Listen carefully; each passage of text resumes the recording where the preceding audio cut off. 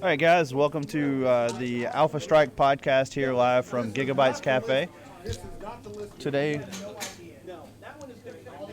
today we're going to do our first installment of Tactical Tuesdays. What it's going to be is a little design that I've been planning on doing where we teach tactics to newer players, players that are wanting to enter the competitive scene and keep moving forward with progress. We're also going to do other issues and episodes of this where we show you different things coming from tournaments across the world and the U.S. where you may not quite understand what's going on because of combos and related issues. But what we do is we break it down and we show you step by step on how to do these. That way you can up your level of play in the competitive scene. So today what we're going to do is we have a little demo set up. Basically this is all about heroic intervention. There's a lot of misconception in heroic intervention. Heroic intervention is one of the most powerful things in the game if you get it right. And it can be one of the worst things you can see if someone else knows and you don't know how to do so.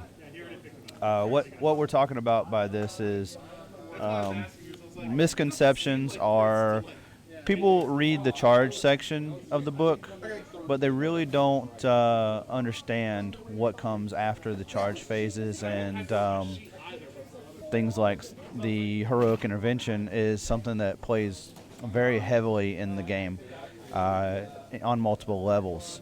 So heroic intervention on first level, it gets you into combat where you can't be fought against if they're already in combat. So it kind of protects your units and allows you to get those extra swings in. The other part is it actually gets you a little bit of movement. So what I mean by movement is if you have an objective, let's say you have an objective over here where I'm placing this one here. Right now this tactical warsuit has the objective. And what you're trying to do is you're trying to mitigate and get into that objective and kind of hold it and get there. So basically what happens is if he stops here with this warsuit and these scouts and you're just trying to mitigate this objective, heroic intervention plays very well into this because you actually get a full 3-inch movement. Once you get that movement in, if you're within 3, you always check that. And it has to be within the 3. Then you move up to 3 inches closer to that model and in your movement within the inch of that model, just like a normal combat. Now, again, we were talking about the objective, so let's stay with that and go there first. So by me moving this model here alone, up here, I'm within the inch, but I'm also now contesting that model for that objective. All by using heroic intervention. If he's already in combat, that's a free move. If he's not in combat, you still get the heroic intervention off, but this model can still attack. So you have to be very precise and try to do this on a model by model basis, obviously. So now, with the heroic intervention, you are now locked into combat. The misconception a lot of people make is this. If this warsuit was to charge my unit, but you can see that there's not a base to base and there's a gap there. A lot of people think that means that model is now locked into combat. It is, but it's not.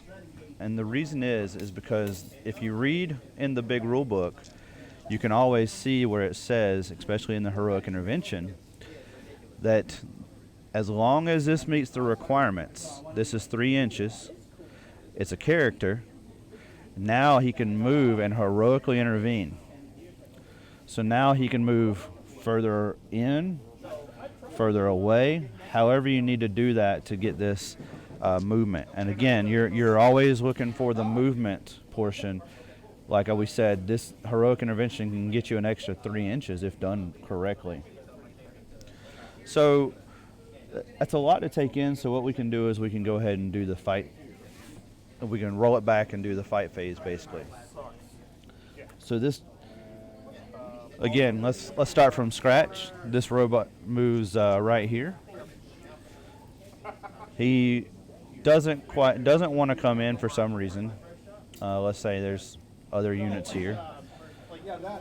So what you do is, even if they don't charge or they don't declare any charges, you can still heroically intervene. So we meet the requirement. I have a character 3 inches. I want to move directly at this angle to try to pull the objective away from him. I'm not touching this model. And the reason is because maybe I want to get the scouts tied back here that are behind this model. So what I'm going to do is move as close as possible here. Obviously, on their turn, they get to move in. If they don't move in and touch, like we said earlier, then you get your pile in and your consolidation move as well. So all that stems from a basic heroic intervention, and if done correctly by not basing, not touching, you can actually get up to almost 9 inches. 3 for the heroic, 3 for the pile in, 3 for the consolidation. So it's a very powerful tool that a lot of people don't understand. So now we're going to kind of reverse it a little bit. This suit, it's their turn. They have, they really don't like, let's say they don't like Pharaohs right here. And he's too far back. But they really want to take this librarian out. So a lot of players, if you don't understand how heroic intervention works and you just go full tilt and you go towards the closest model and you try to grab it and rip it. So this is what you would normally see from probably a beginner player, and this is where you would want to kind of counteract it as a experienced player. Then you start measuring off once they say they're done charging, and then Pharaohs would obviously come in here and pile in. You see they didn't touch this model, so he can now come back over here, and you can almost trap this suit in where they can't go anywhere. And what they're also doing is now you have model and model. Both of them are now contesting that objective. So now not only did you get an extra 3-inch move, but you also got an objective contested. And now you have 2 models swinging versus the 1. So here's the thing you got to understand. Because this model didn't declare a charge on him and he got a heroic intervention, he's going to get all of his attacks. And because this model was already charged, now he has to fight this model. But both of those models, providing this one survives, gets to fight in there. So that's pretty huge, all based on a heroic intervention. So you got to understand the magnitude of this. Not only are you getting this many extra attacks because of the heroic from this guy, you contested an objective because of the extra movement, and now you have a chance to kill this unit flat out. And obviously, if you can manage to get in here and touch, which we'll go over this at another segment, trapping, and they can't move out, you control the board at this point, or you control their movement. And this is huge in top level play, is the trapping portion. So again, if there's any questions on that, please let me know. The one of the big things is heroics from a high level player is always going to catch you somewhat off guard if you're not familiar with it. This can be mitigated by the way you move around. Always measure 3 inches from wherever you're going to go before you actually make that charge. In this game right now, with the way you can pre-measure everything, that's probably one of the best things is pre-measurement, because you don't want to move a model 4 or 5 times and then you can't figure out where it went, or your opponent has to question, has any thoughts of questioning where your model is supposed to be. So as long as you do this and you pre-measure, what you're looking for is to make sure that as an opponent, you're keeping yourself outside of 3 inches. So what I would normally do right here, if I don't want this model in, I'm going to measure 3 inches out. And I'll go ahead and put a dice there. So what that's going to do is I'm going to get an angle, and I'm going to stay within an inch, but outside of 3 inches. So what that allows me to do is concentrate everything I have on that character and not allow them to heroic intervene. So this is the opposite side of this. Obviously, you want to do both in order to have a great game. Tactically sound games win you a lot of battle points in a lot of games. So this is where you would, these little type of movements and pre-measure all your movements really kicks in and helps your game to another level. So once you start doing that, you're able to move up and move out to that level of play that you expect to be at. Now, if you, let's do this a little bit different. No, this guy is in range of this guy because you specifically said it last time. And this guy and that guy. Okay.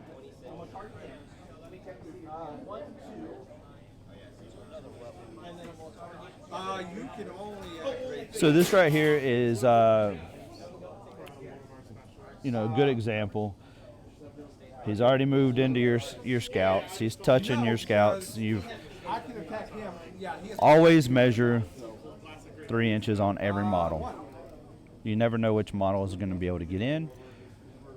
And it allows you to do things like, for instance, if this is my warlord and he has a special buff that I want to give, he may or may not be within range to give it. But once I do a heroic intervention, and now the buffs say it's a 3-inch buff, this unit now is definitely within 3. So no matter where they move to, if they move around, or if one dies, you're still within range.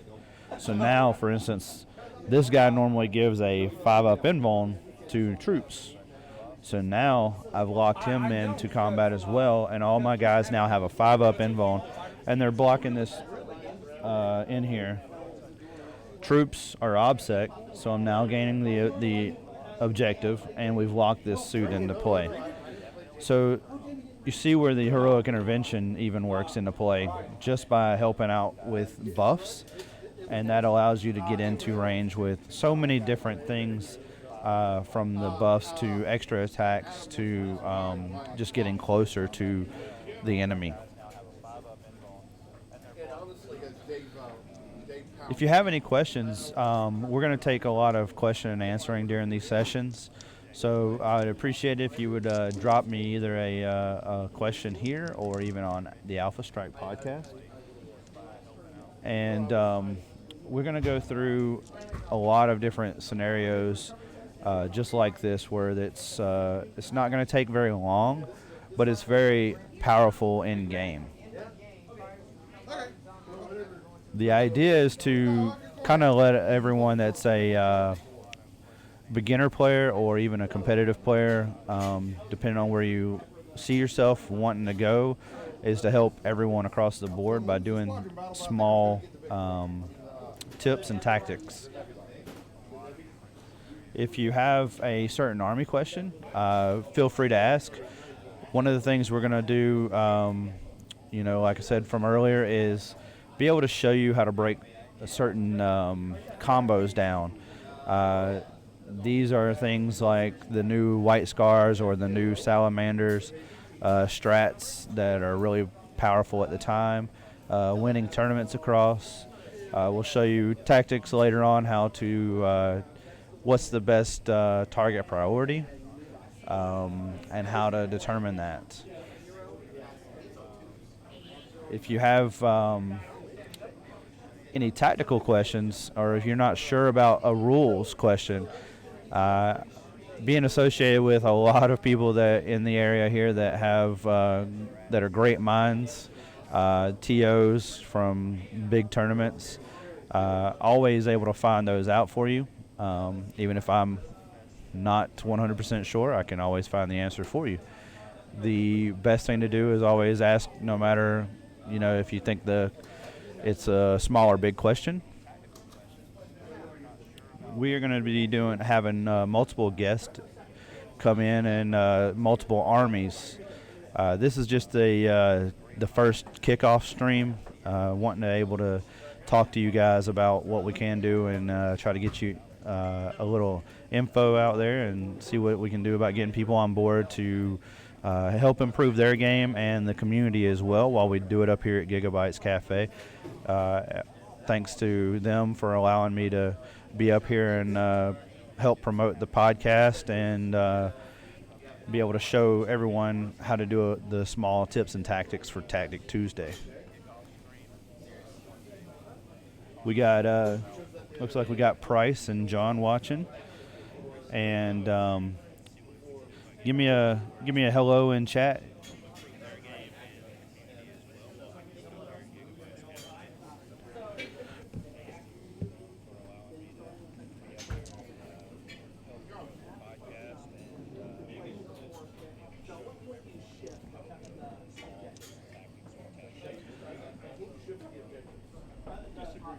So we're going into the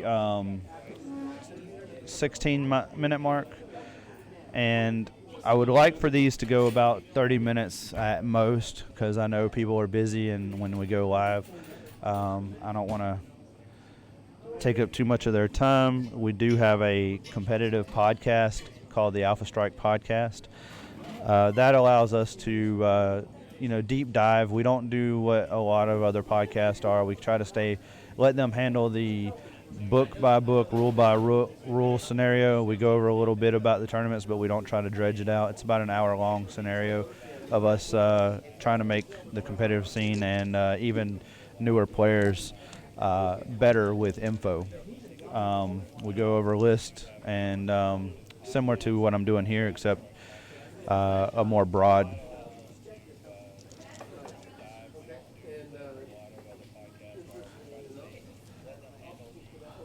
So again, if you can tune in on Tuesdays, I'm also going to be sharing this out to the Alpha Strike, and we're going to try to get our YouTube associated with this one as well, so it'll broadcast simultaneously. If you have any questions or want to see any previous episodes, we have all of our YouTube episodes up as well for you to watch. Please give us a like on the Alpha Strike Podcast Facebook page, along with Giga. Let us know if you like this. Let us know if you try it out. If you try it out and it worked for you, give us a thumbs up for sure, and let us know so we can keep digging in and give you the best content we can to help you improve your game.